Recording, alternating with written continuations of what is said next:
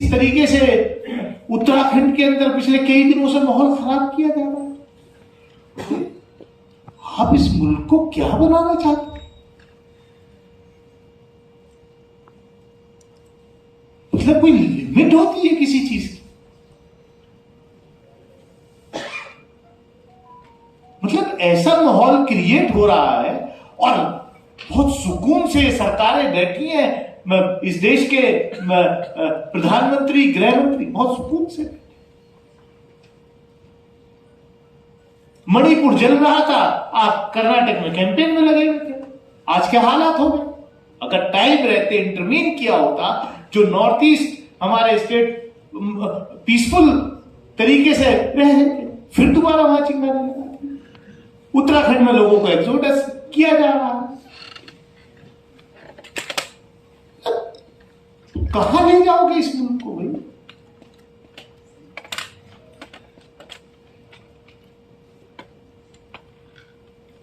School आप बनाते नहीं, यूनिवर्सिटी कॉलेज आप बनाते नहीं। जो हमारे लोगों ने अपनी मेहनत की कड़ी कमाई से कुछ लोग निकले हैं, छोटे मोटे इदारे जिन्होंने बनाए हैं, स्कूल बनाए हैं, जो इस मुल्क की गंगा जमुनी तहजीब को बरकरार रखना चाहते हैं। अगर गंगा जमुना नाम से कोई स्कूल इदारा बना भी लिया और उस इदारे में अच्छा रिजल्ट बोर्ड के एग्जाम्स में हासिल कर लिया और उसको सेलिब्रेट करने के लिए एक बैनर अपने स्कूल के बाहर लगा दिया, तो उस स्कूल की रिकॉग्निशन आप कैंसिल कर दोगे, उस स्कूल के बाहर बुलडोजर भेज दोगे आप।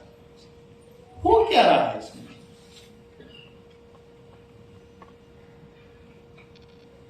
कहना कुछ और करना कुछ। मैं ज्यादा वक्त लेना नहीं चाहता, मैं इतना ही हूं। मैं जब मुझे मौका मिलता है, मैं जो मुझे लोग जानते हैं, मैं किसी भी इशू पे जब पार्लियामेंट के अंदर मौका मिलता है तो मैं पीछे नहीं ना हटा हूं और ना हटूंगा। क्योंकि ये सवाल जो है, ये हमारे मुस्तकबिल से, हमारे आने वाली नस्लों के मुस्तकबिल से। आपका मकसद हम जान रहे हैं। उमर खालिद को जेल में रखना, उमर खालिद जैसे नौजवानों को जेल में रखना, गलत मुकदमों में फंसा करके जेल में रखना। आप चाहते हैं इन लोगों का मनोबल तोड़ना।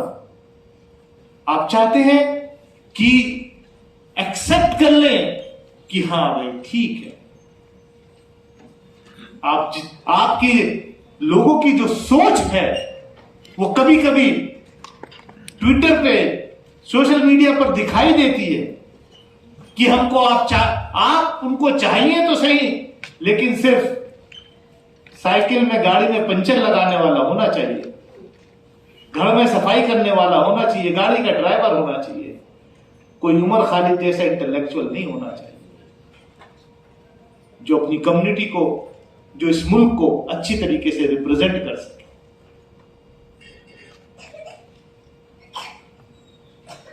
दानिश अली जैसा आपको रिप्रेजेंटेटिव नहीं अच्छा लगता क्योंकि वो आपके एजेंडे का फॉर्डर नहीं बनता। हम जैसे लोग जो यहां बैठे हैं वो अपनी बात भी कहेंगे, लेकिन आपके एजेंडे में फॉर्डर नहीं बनने का काम करते। इसलिए हम आपके बड़े दुश्मन हैं, इसलिए उमर खालिद आपका बड़ा दुश्मन।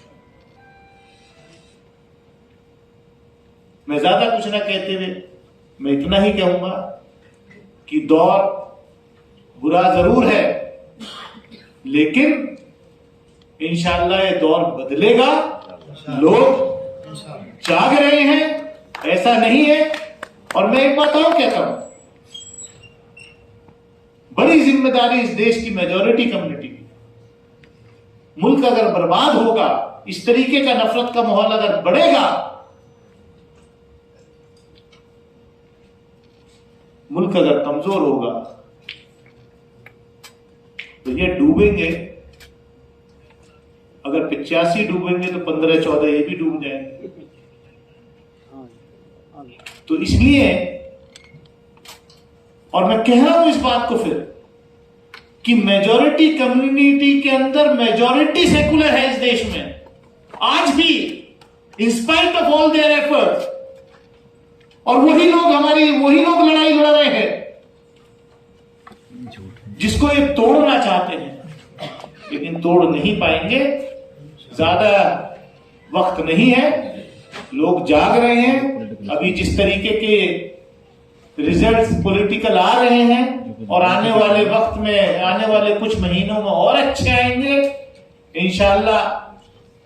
24 जो है वो इन सब मसलों से निजात दिलाएगा। हाँ, एक बात जरूर है कि जो कविता श्रीवास्तव जी ने कहा कि 24 से पहले पॉलिटिकल पार्टीज को एक मंच पर आना चाहिए और उनसे अपने सवालात पर, खासतौर से यूएपीए और एनपीए के सवालात पर बात करनी चाहिए। मैंने उस वक्त भी कहा था जब ये यूएपीए का अमेंडमेंट लेकर आए थे, मैंने कहा इसी हाउस के अंदर, इसी पार्लियामेंट के अंदर पोटा भी बना, टाडा भी बना और इसी पार्लियामेंट ने दोनों को रिपील किया और आने वाले वक्त में ऐसे ही ये यूएपीए भी रिपील किया जाएगा। और मुझे खुशी इस बात की कि मैंने वो बात बोली थी और वो वक्त दूर नहीं है जब बहुत जल्द ये यूएपीए के जिसको मैं यूनियन लॉ कहता हूं, उसके जो सेक्शंस है उनको रिपील किया जाएगा और इस तरीके के जो मासूम लोगों को जो ये सेक्शंस लगा करके, ये धाराएं लगाकर जेलों में डाला गया है, उन सबको इससे निजात मिलेगी।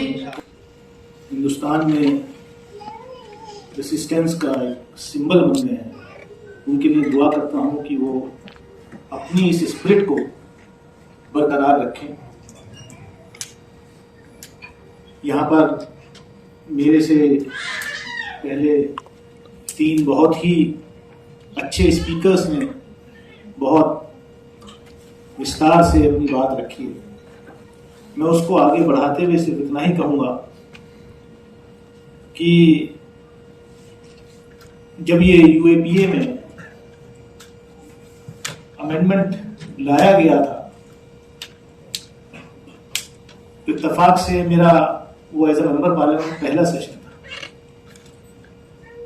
और मुझे उस वक्त इतना अंदाजा नहीं था कि ऐसा होगा, लेकिन स्पॉन्टेनियसली मैं जब उस पर बोला तो आज का जो दौर है, आज जो मिसयूज इसका हो रहा है, उन सारी चीजों से मैंने on record as a member parliament Lok Sabha में अवगत कराने का काम किया था।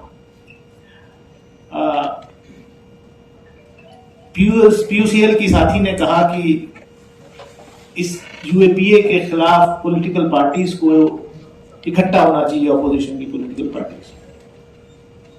मैं तो इतना ही कहूंगा कि इस इनिशिएटिव के लिए मेरा इंडिविजुअल तो पहले दिन से समर्थन रहता है और मैं कभी कभी इन इश्यूज पर रिस्क लेकर के अपनी पार्टी के भी लाइन के खिलाफ चला जाता हूं, जिसकी मुझे कोई चिंता नहीं होती, क्योंकि अगर डेमोक्रेसी इस मुल्क में, जमहूरियत रहेगी, संविधान रहेगा, तभी पॉलिटिकल पार्टीज और इंडिविजुअल एमपी एमएलए रहेंगे। जब जमहूरियत ही नहीं रहेगी, कॉन्स्टिट्यूशन ही नहीं बचेगा, तो उसका कोई मतलब नहीं है। और अगर पार्लियामेंट की बिल्डिंग रहेगी भी तो मैं ऐसे पार्लियामेंट में जहां की बिल्डिंग बहुत खूबसूरत हो, ऐसे पार्लियामेंट में का मैं मेंबर होना भी गवारा नहीं करूंगा, जहां पर जिस मुल्क में अगर ह्यूमन राइट्स ना हो। खूबसूरत बिल्डिंग तो पार्लियामेंट की सबसे खूबसूरत बिल्डिंग में देख रहा था, वो तो क्या नाम, नॉर्थ कोरिया की सबसे खूबसूरत बिल्डिंग है। बिल्डिंग से नहीं कुछ होगा, लेकिन जो संविधान की मूल रचना है उसको क्या हम इंप्लीमेंट कर रहे हैं या नहीं, ये बड़ा सवाल है।